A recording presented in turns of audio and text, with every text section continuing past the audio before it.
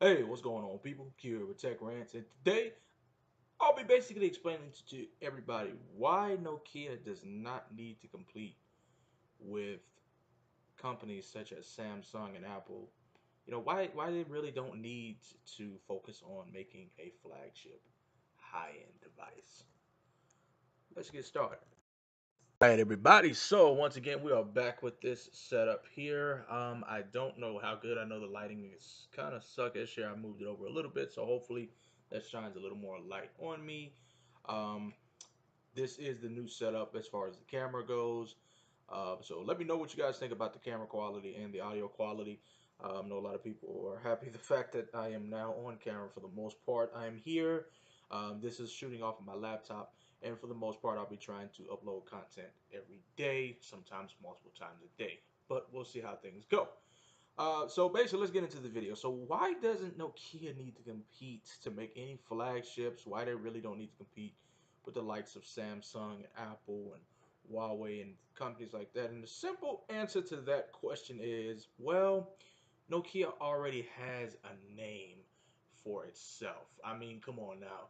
If you go back to the early 2000s with the, and even a little later, the Nokia Symbian phones, the Nokia Lumias, as far as when Windows phones were popular, the Nokia 3310 and Snake, Nokia car phones, and Nokia just has a long history of people, a long history with people, I should say. Sorry.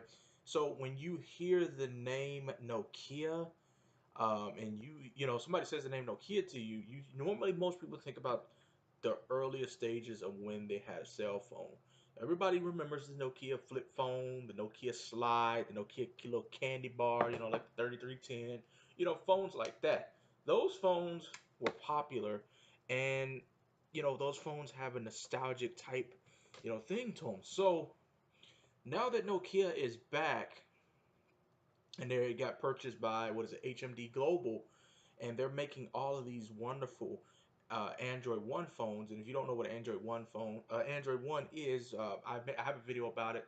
Just go on my channel and search Android One Explain. Should you care, I can't remember the title of the video, but basically Android One, all it is basically a way. It's a standard set by Google to deliver software updates and a clean stock Android experience. So you're scheduled to get at least 2 to 3 years, at least 2 years of software updates and 3 years of security patches. So, but basically, all of Nokia's phones are Android One based. So you're going to be guaranteed those updates.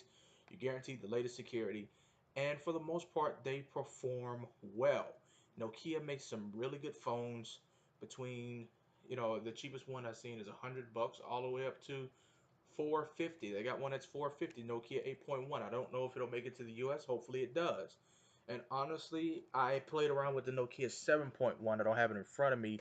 I didn't unbox it because, well, I just bought it just to buy it. Every phone I buy, I don't unbox. I probably should, and I probably will start doing that. But then again, I tend to only unbox what I know I'm going to keep.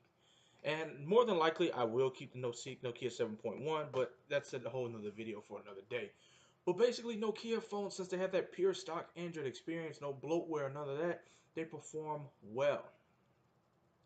And the thing about Nokia is they always have performed well. I remember the budget Lumia series, like the Nokia Lumia 635, or was it like the 435, the 450? Those were budget in phones. You can get those phones for definitely under $100, and they actually performed well. Now they were Windows phones, of course, but the way that Nokia had optimized it and the way that it was designed, it was a well-performing phone. So Nokia already has a stamina when it comes to budget phones. Now, of course, they had also a history of making some phones with the most ridiculous cameras. I mean, you take it like the nine, I think it was like the 930 or 1020 or whatever it was, and it had like that 40 megapixel camera or 30 megapixel. It had a whole like a huge megapixel setup on the back, and that's what Nokia is known for. They're known for making huge camera setups. So when you hear about Nokia having like a 20 megapixel camera on the back of the phone, or a 16, or whatever the case may be, it's not a surprise because, well, that's what Nokia is known for. Is they're known for their weird, their crazy, outstanding cameras. So, but Nokia definitely does not need any help in the performance department. And the fact that they've joined the Android One program and they're making these phones with these really good specs at pretty reasonable prices, if you ask me, I think it's good. I really do. I would like to see some of these phones become, get on carrier partnerships, maybe partner with prepaid carriers, or, maybe if they do make a flagship, maybe don't price it no more than about 500 bucks and sell it in a carrier. They could actually do that. But Nokia definitely does not need any reason to compete. They don't need to make $1,000 phones to be at the top because, like I said, when you hear the Nokia brand name and you see the Nokia brand, most people, if you grew up in the '90s or early 2000s, you're going to think about your old school flip phone.